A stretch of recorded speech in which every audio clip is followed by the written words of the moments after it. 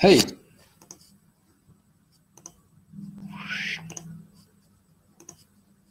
And now I should be on. Okay. Hello, everyone. I don't know who's online and who's not and who's going to be watching this after.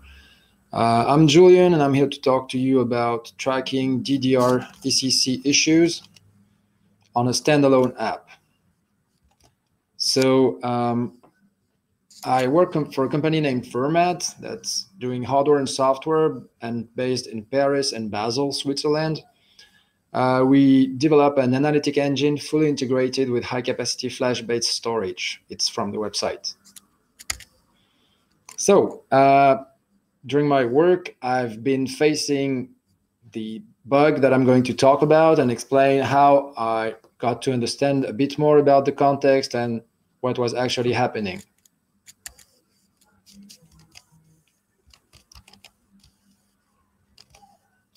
So the platform I'm working on is from an FPGA manufacturer. The top two FPGA manufacturers currently are Altera, which is owned by Intel. Intel has even rebranded the name to Intel now, and Xilinx, who's been recently purchased by AMD, and it's still going under the name Xilinx. Both have implementation of what's called a soft core. So this is history. It's to explain a bit more about the context. They have those soft core processor IPs that they ship and they sell to their customers, and they allow customers to run software on the FPGAs. So it's quite convenient if you have developed an IP and you need something to be a bit more software than FPGA, to have a bit more intelligence. I don't know if it's really appropriate. Customers can run different kind of software, OSs and stuff on those soft cores. So the soft core by Xilinx is called Microblaze, and the Altera one is called Neos 2 rather. Both have Linux ports. The Arch Neos and Arch Microblaze are present on the mainline Linux kernel. Support, at least for the Neos, is a bit experimental. It means that just an anecdote. In my previous experience, I've had to solve an issue on a Neos on the Linux port, and the issue ended up being that there was no lock to protect the VMA tree, meaning if you did enable preemption, you could get corruption of the list of the VMAs, of the virtual memory allocations. So the tree got corrupted.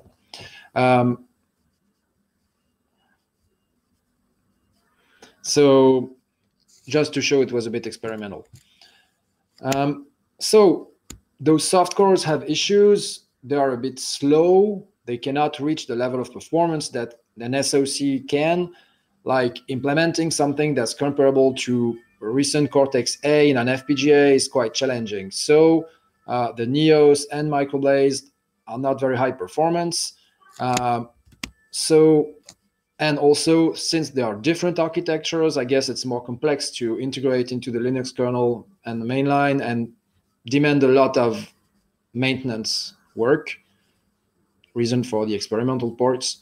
So at some point, the FPGA manufacturers starting to sell and to make devices called MPSOC or SoC FPGA. So MPSOC is the name by Xilinx and SoC FPGA by Altera. Those embed ARM cores, so Cortex-A, different kind of. It means that the support is good, and there's a good support in the mainline kernel, and of course the performance is a bit higher. So you could decide to use Linux on it, but for some reasons you could decide not to.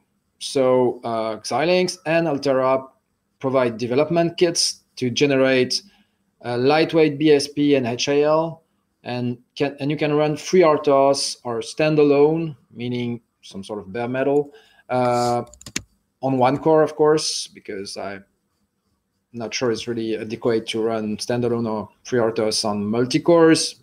Of course, it can be done, but it can be a bit more challenging. the idea here is to gain a bit of performance and latency. And if you get like a standalone app, it's really, really lightweight. So you only get, what you need. This is a picture of the Xilinx UltraScale Plus from the Xilinx website.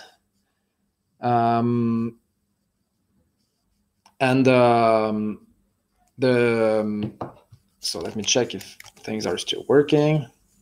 Oh, they seem they are.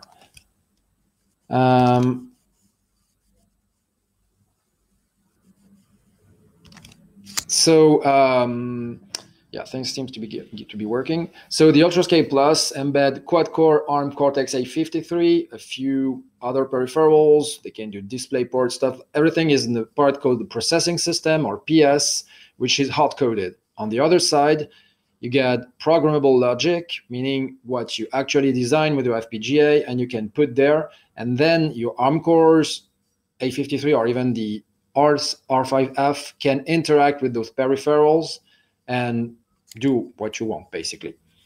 So the standalone means a sort of bare metal application. Xilinx provides a HAL. They provide drivers for the SoC devices as well as Xilinx IPs. So for instance, if you use the PCIe Gen 4 IP that Xilinx sells, you can have a driver for the standalone app that's implemented. And so this kind of application is very useful if you're looking at low latency and low complexity too, because not anyone wants to deal with a full Linux port. If you're not an expert in Linux and embedded Linux, you may not want to run a full Linux port. Xilinx SDK, so it's now called Vitus, which integrates more than what the SDK was before. It's an Eclipse-based IDE. And it comes with a command line tool too, in case you want to automate some things for the build. It can generate different pieces of software based on the hardware description file. So when you design your FPGA, you generate your FPGA image, and with it comes a hardware description file. And the tool takes this file to generate different things. It can be, for instance, a header file that contains the mapping of the different peripherals you put in your FPGA or the other ones, and some kind of stuff like that. So just here showing what this looks like when using the Eclipse IDE. So you can create a new application project. You select the XSA file, which is what the FPGA synthesis generates. You decide on which core you want to put it. You decide whether it's standalone or FreeRTOS, and then you can decide which kind of application you want. So if you select a Hello World in C, you're going to get this. So there's a BSP, there are drivers, different things, and then you have this simple Hello World. Now, once you get that, the problem obviously comes at some point, which is you get a problem, you get a bug. So here is what I got, and it said synchronous abort. So those of you who are used to working with ARM cores, and especially with the ARM v8 ones, know what a synchronous abort is. I'm more of a used to 32-bit ARMs, ARM v7, and so I had to check on the documentation. So what's a synchronous abort? I used to have data abort, undef exception, prefetch aborts. They are separate items on ARM v7A, and in AArch64, all of these events generate a synchronous abort. You then need to check the syndrome and FAR registers to obtain the necessary information to distinguish between them. So I took a look at ARM's documentation. The links, you can click on the links if you're on the website version of the presentation. Goes to describing this ESR EL3 register, so exception syndrome register in exception level 3. About the exception level, since it's a standalone app, it's running at exception level 3, meaning the highest privilege exception level. If you had U-boot and Linux, you could get them running on EL2 and EL1, meaning less privileged exception levels.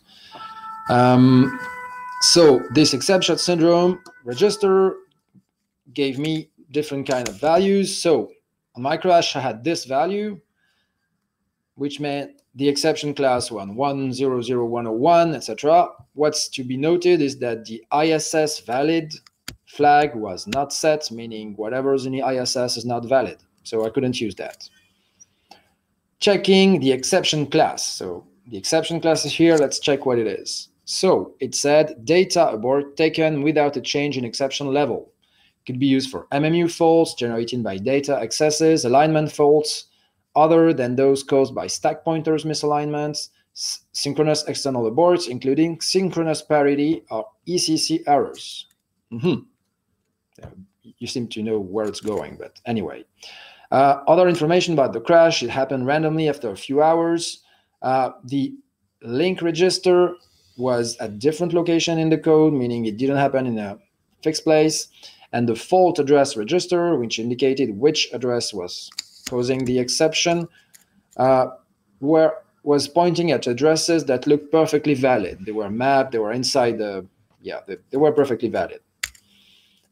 So I took a breakpoint and stopped with the SDK that provides with the Eclipse-based SDK, you can debug through JTAG, and saw that there were pieces of memory that were actually shown as question marks, which were exactly the places that were pointed at by the FAR. So it really looked like a DDR ECC error.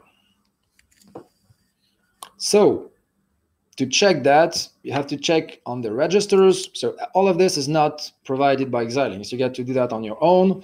And I had to check on a register that's called, it's in the QoS, the DDR QoS IRQ status, that indicates when you have a correctable or uncorrectable error detected by the DDR controller. And then you have another register that indicates the number of uncorrectable errors and the number of correctable errors that have been detected. In my case, both flags were set to 1. So I had indeed DDR ECC errors. And I had 4, the counters were set to 4 and 12. So I had several of them. So now the question is, what's DDR ECC? What is this?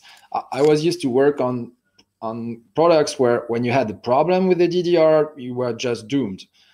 Doesn't mean that the ECC block can do anything, but at least it gives you information, and the tests are way simpler to do than when you actually have to compare what you wrote and what you read.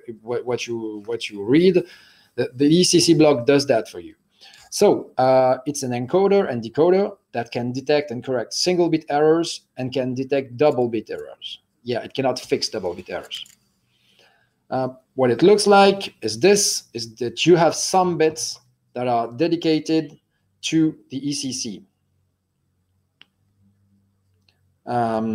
So some bits are dedicated to the ECC and some others to the actual data you write.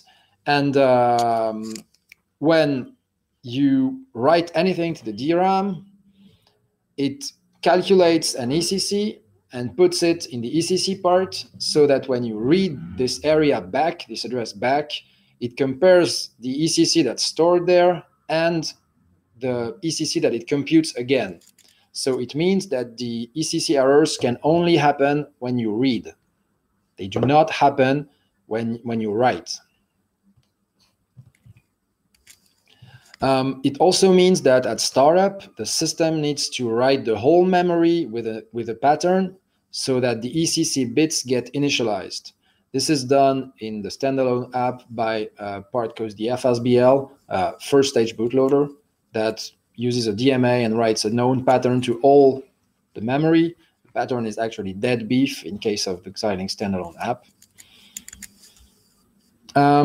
So second thing to do is to register an interrupt on this DDR QoS IRQ, which will tell you if any DDR ECC error happened. Because getting the errors at the time where the exception occur it means that you already have an uncorrectable error, and you also don't know what exactly happened. Did the correctable ECC errors accumulate over time and then corrupting more and more bits, or did it happen all at once, or did it happen at different bursts? So you get the interrupt, you can actually know even if there is a correctable error that happens. So for that, you have a dedicated IRQ line, and you need to enable the corresponding flags in the QoS IRQ enable register. There are other related registers, a lot of them, that tells you the addresses, the error counts, and the syndrome, the bit mask, the different things. What's interesting too is that in order to test that what you did was right and you registered on the proper IRQ, you enabled it correctly, and you're really tracking the ECC errors, you can do what's called poisoning. So if you enable poisoning and you select an address, you can decide to introduce correctable or uncorrectable, depending on the data poison bit, and then write to see if your IRQ fires. So what I did, so you need to disable software control register because it's classed in the quasi-dynamic programming part of the registers. Anyway, it's detail. You write something, so 3, meaning you are going to have correctable errors and the poison is enabled. And then when you enable the poisoning, you can write, for instance, at address 0. So 0 has been initialized with deadbeef, like I said, and you can then write 0 at 0 and then read it, because the ECC errors only happen when you read. And when you're done reading the thing, boom, you get the IRQ that fires. And it tells you, I decided to print the values of the different registers just to get a better view of what was happening. So the problem now is, in the case of my bug, not in the case of poisoning, I'd still like to know at which address the error occurred. But when you look at the registers, these ECC-C for correctable or ECC-U, ADDR 0 and 1 and 2, what you get is a rank, a row, a bank group, a bank, and a column, and something about the data bits that's not really easy to understand how it's written. So, okay, but the question is now, how do you translate those banks, bank groups, column, rows, rank into an actual CPU or AXI address?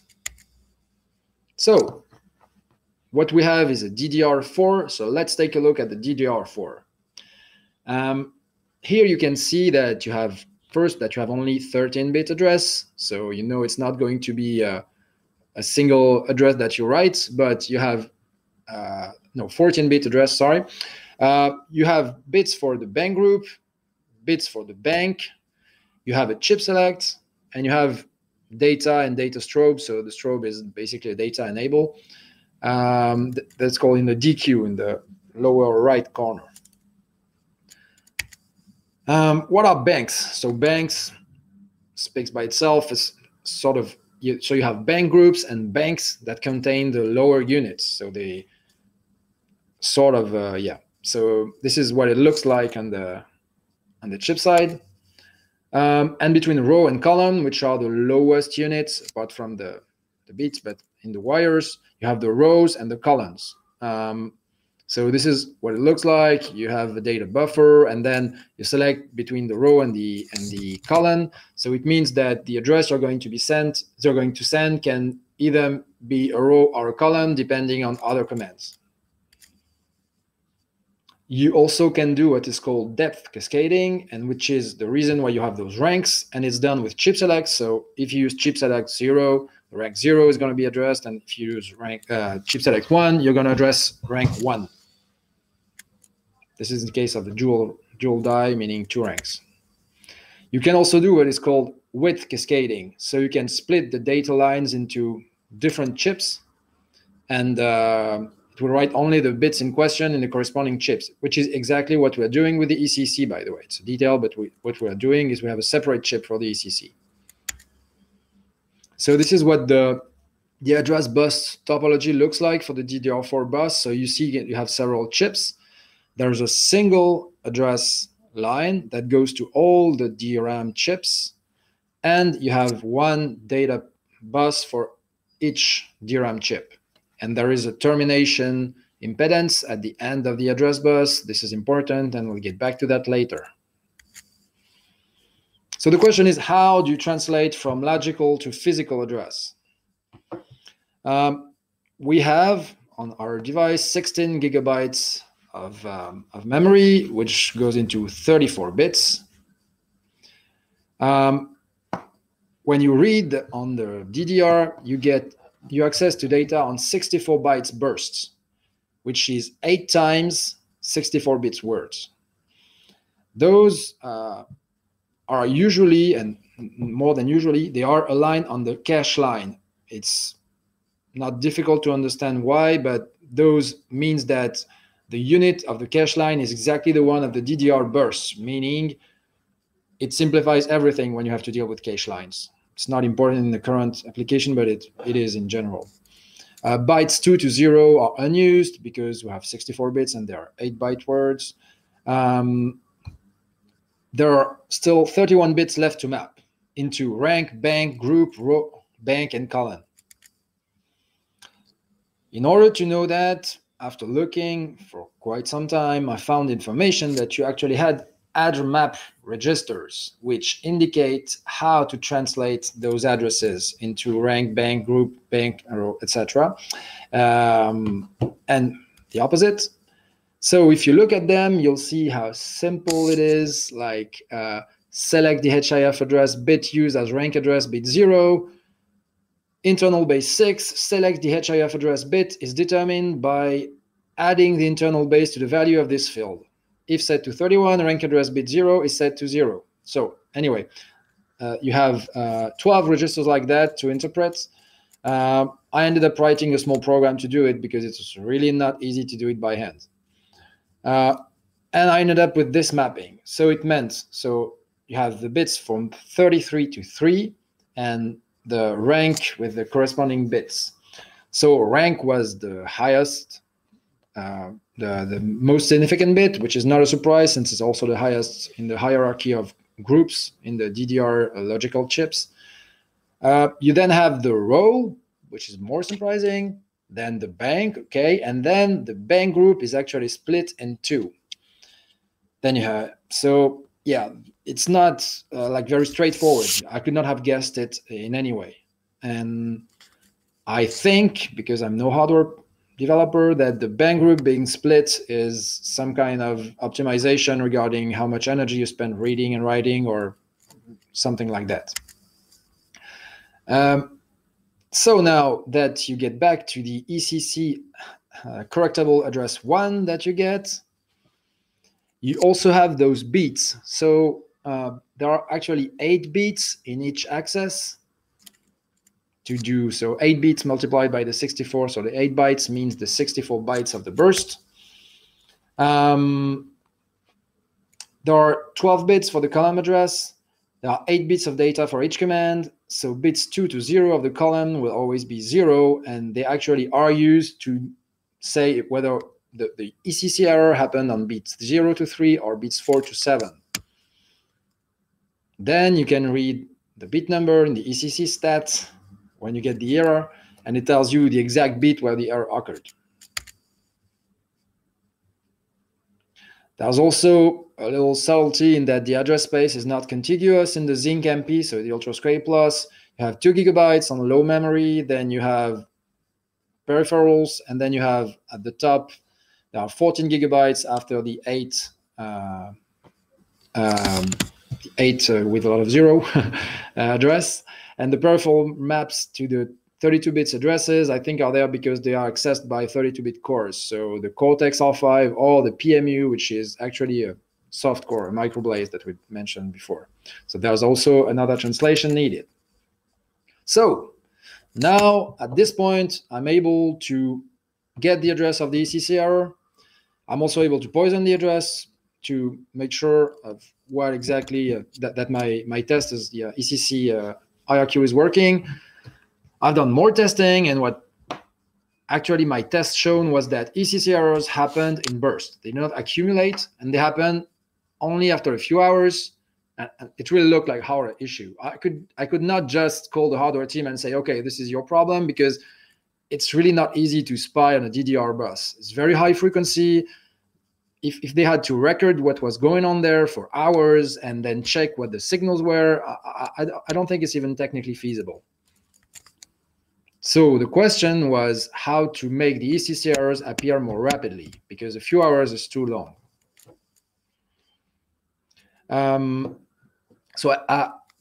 Xilinx provides a test app, which is called Zinc MP DRAM test. So I tried that, running this application. It's one of the template of application with the hello world that I've shown before. No luck reproducing the issue. So I took a look at the DRAM test and what exactly it was doing. So what it does is writing blocks of random data, but always into a contiguous increasing address range. So the question is, what if the hardware issue is on the address bus? And likely it will not detect it. So how to write a different DDR test? The first question, that if you want to stress the DDR for this exact error, do you want the cache enabled or disabled? Those who know obviously know the answer to this question, but it's not as obvious as it seems. So the problem is disabling cache makes memory writes really inefficient. So you remember those 64 bytes bursts? If you don't have cache and you want to write anything in one burst, you have to read the full burst, so 64 bytes, change what you want to change, and then write the full burst back. On top of that, there is no assembly instruction in the AArch64 to actually read and write a full burst, so 64 bytes. The instruction that writes the more data, LDP, or STP or LDP, writes a pair of 64 bits words, so it's half the size. So it means that for 64 bytes read and 64 bytes written for every 16 bytes you want to write. And it's actually too slow. The error didn't appear. And the test even took forever. So how to write different tests? I generated the random address in the address range because I knew it had to deal with the address. Or I suspected it had to deal with the address. Generate random values still.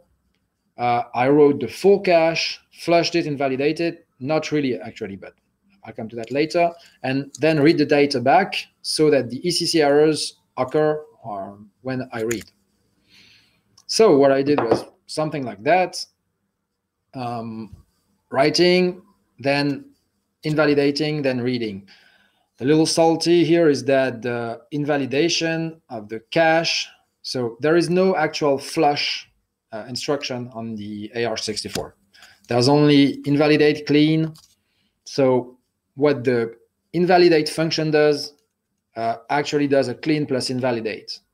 Xilinx in the command says it has to do with the fact that for virtual machines, you likely don't want to be able to invalidate caches that belong to others. So you just can't invalidate line without cleaning them. Cleaning means committing to the DRAM what's in the cache. And so this simple test, it's not fully optimal. Like generating the address and the value could be optimized, but at least I had to try it. And so the question is, then what are the main causes of DDR failures? So just for that, this test actually reproduced the DDR ECC issues that I had, and very rapidly, around 10,000 to 20,000 occurrence, which takes a few seconds.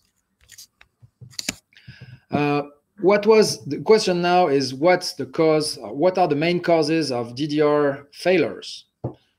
These are the one that I know at least. Could be temperature related, could be power related, like the power rails are failing under certain conditions, which may be related to temperature, and also some signal integrity on the buses.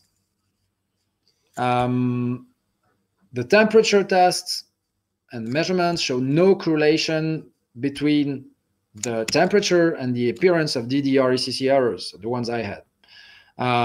The power source were inspected by the hardware team, and there wasn't anything that was found.